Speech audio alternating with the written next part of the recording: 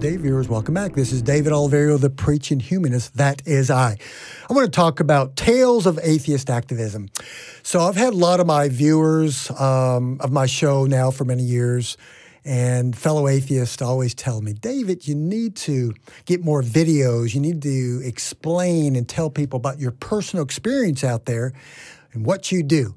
And most of you know, yes, I'm a former Christian evangelist. I'm the same guy, except I don't believe in God anymore, right? So I'm pretty much the type of guy that I used to be. I look for opportunities with believers from all different religions, primarily Christianity because we're in America, for opportunities to educate people, to show them what an atheist is, what he looks like, how they act, how they talk, how they believe, what they don't believe. I've been doing this for years, so I thought that I would do this more often. I've had two incidents that just occurred within the last week or two, really good ones, so I want to go over them briefly.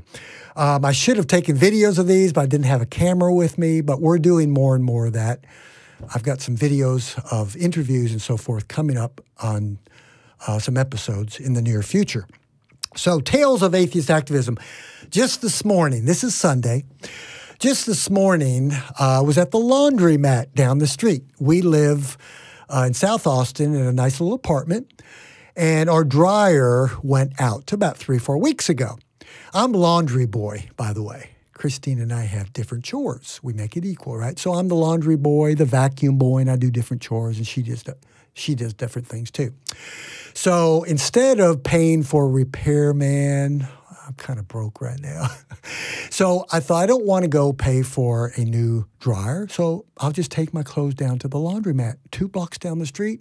Actually, I enjoy stuff like that. Why do I enjoy stuff like that? Because I like to be around people from all different backgrounds, and I look for opportunities. Yes, I do. I know I'm a little different. I was very different even as a Christian evangelist. Among Christians, they said, that David's different.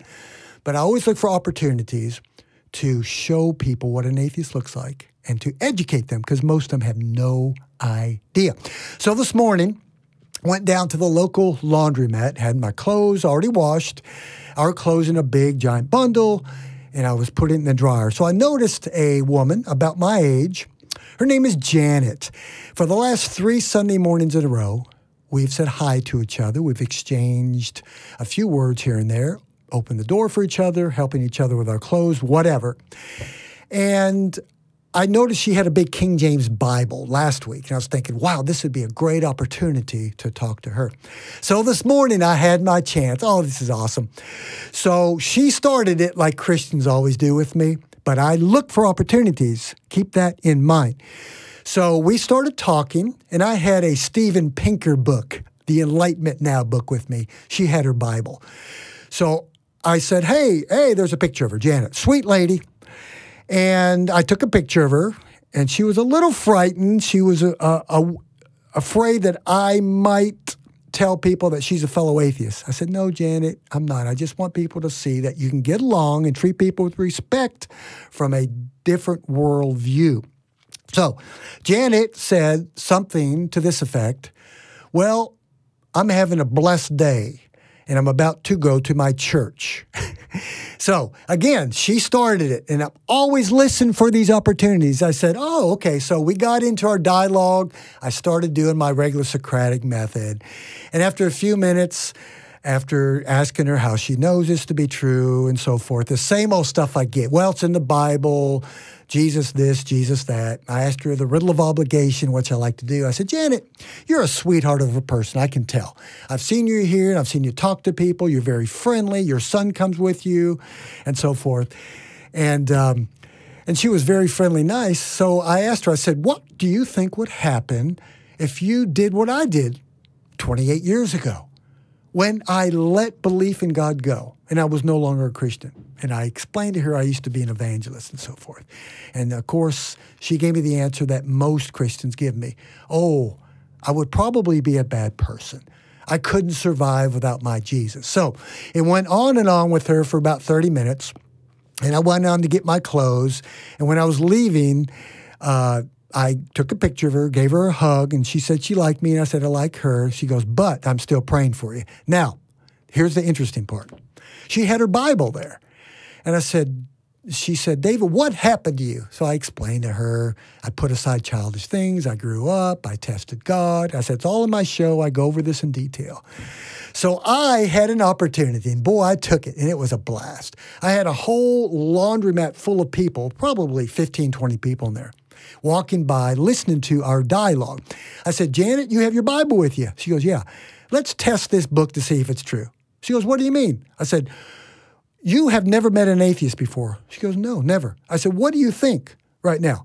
What is your stereotypical atheist? Well, she goes, well, probably like a sad person or angry. I said, of course. I hear this often.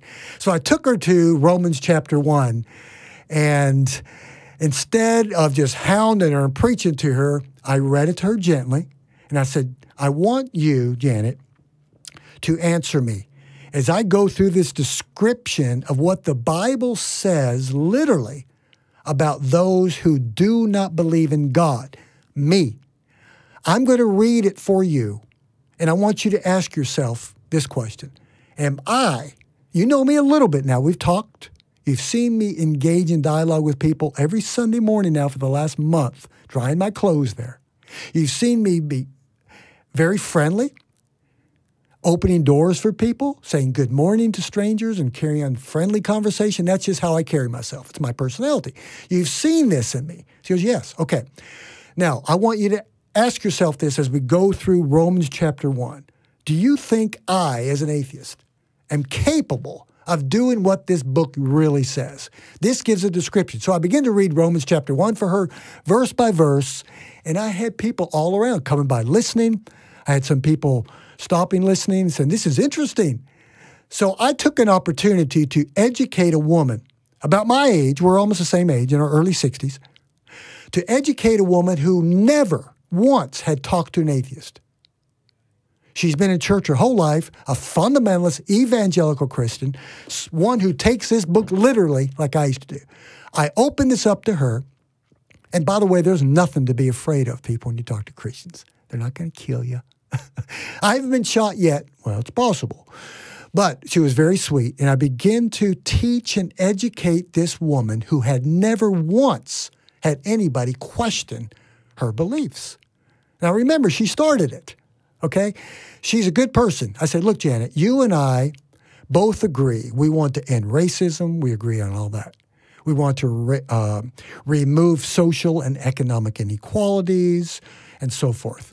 She goes, yes. But the difference is you think the answer is Jesus, right? Church and Christianity. I think it's using reason and enlightenment and so forth. That's the difference. So I took her through Romans chapter 1, and it was very hard for her. As I went through, I said, we're murderers, we're this and that and that and that, inventors of evil. I said, Janet, do you think I'm an inventor of evil? I said, Janet, I can't even kill a bug. I'm a wuss. I mean, it's hard for me to do even that. She goes, well, I don't know you. You could be evil. Of course, she started getting a little defensive. So I took the opportunity, and my fellow atheists, they, believers, are not going to know that we're out there. They're not going to understand unless we tell them, and we show them, and we come out before them. And if you can't come out, I understand. There are certain reasons why atheists can't come out. But some of you can. When you find an opportunity like this, I get them all the time. Take the opportunity if you're wired like me. Some of you are not, and I'm not trying to put any guilt or shame on any of my fellow atheists that could never do this. I understand that. But it's okay. They're not going to hurt you. It's good for them to see because they don't understand. These are fellow human beings who have been infected with, yes, the faith virus. And yes, they are victims. And that's not condescending. It's a fact. Many of these people were inoculated. They were shot up with this virus from their childhood all the way up, like this sweetheart of a lady Janet was. So we talked for a few more minutes, and then as I was leaving, she goes, well, I'm still praying for you. Of course, I returned, got the Bible again, and I said, Janet, let me show you something. I opened it up to Hebrews chapter 6, verse 4 through 6, and explained to her and read it to her that it is impossible for those that were once enlightened, who have tasted the heavenly gift, who've been partakers of the Holy Spirit, who were once enlightened, who have fallen, I say stepped up and been enlightened, right, to return unto repentance. I said, you're wasting your time, Janet. She didn't know that. She doesn't know the Bible. So when you show these people what this book really is about, it gets them thinking. Now, did I deconvert her on the spot? Of course not. She's my age. She probably will never change. But it's win-win, folks. The win-win is always, at least, I made an attempt to normalize atheism. And I said, Janet, you're going to church this morning? Hey, you can tell your preacher that you met this crazy, overt, evangelist atheist guy, and we had some friendly dialogue, and I wasn't angry at you. But she made a couple threats, of course, like they do, and I got a few of the, well, you weren't a real Christian type thing. She got defensive, and that's normally what happens because they have no evidence. So they're not going to know, people, until we tell them. Remember this. Here's what I've always said, and I will continue to say. You can dislike religion. There's not many people that dislike it as much as I do. I don't like Christianity or Islam or any of these books, the Bible, the Quran, at all, because of what it does to societal health and what it does to my fellow human beings.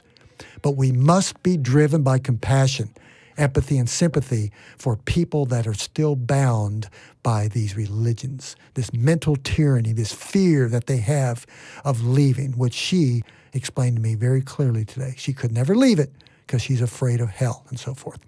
So that's a good way to do it. And I have had many people meet with me through the years who seemed to be interested in activism and going out with me and talking to Christians and other believers. But there's something I always look for, and I find this occasionally. There's a few atheists here and there that are freshly out of Christianity. They're going through that anger, bitter stage, which is very common. I went through it 25, 30 years ago. It took me a year or two to get rid of the bitterness and the anger. And when I started talking to believers, it wasn't motivated by secular humanism and empathy and compassion and understanding why they believe what they do because of these books, these beliefs. And they've been lied to. Yes, they're victims. But when we exercise our compassion for them and explain to them and educate them because they don't know. Sure, I can't change them on the spot, but it's always a win-win. At least I normalized it. And who knows, the seeds of doubt that were given may, just maybe, will get her to think one day. So this is how I deal with it. So let me get back to my story real quick. I had a young man meet with me for lunch not long ago, very interested in activism, but I noticed something. He was still very angry. And I would prefer people that go out with me. I look for this in people. And I'll tell them the truth. You're not ready for this. You're not ready to be an atheist activist. You're not ready to have dialogue, friendly dialogue with Christians because you still have some of this anger. So once you get over that and you get into you mature into secular humanism and you care for these people. Now, believe it or not, at a atheist meetup it was about a year ago. It was a brunch. There was a couple from another city, I think it was Houston, a young married couple in their kind of mid-late 20s. They just came out of church and Christianity within 6 months. And we got talking, and I love to ask fellow atheists questions all the time. Tell me your story. I love to hear it, how they let go of God and so forth, this belief. And they asked me, they said, well, you know, we are just sick of Christians. We don't even want to be around them. So I don't understand why these atheists want to talk to Christians. I said, well, I talk to Christians. And they both looked at me and they said, why? I said, because they're people. Most of them are good people. They just need to be taught and educated in this and helped. They're victims. And she said, you talk to believers? And she said, I would never want to talk to them. And she was very angry. If you're at that stage in your life as an atheist, hey, no judgment here. It's okay. I've been there too.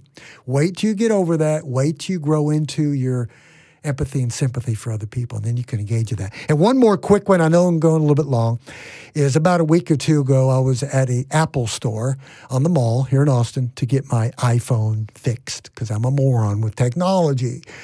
And I was sitting at a table waiting for my turn for the employee to come and help me with my phone.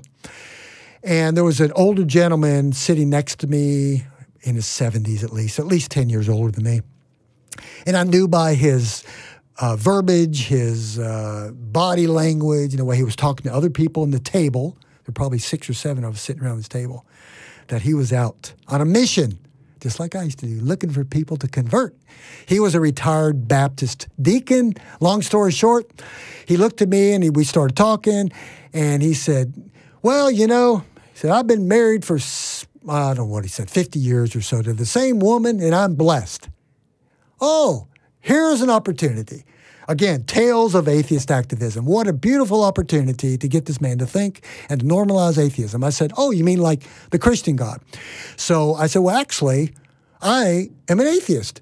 And I have the best relationship now with my girlfriend as I've ever had.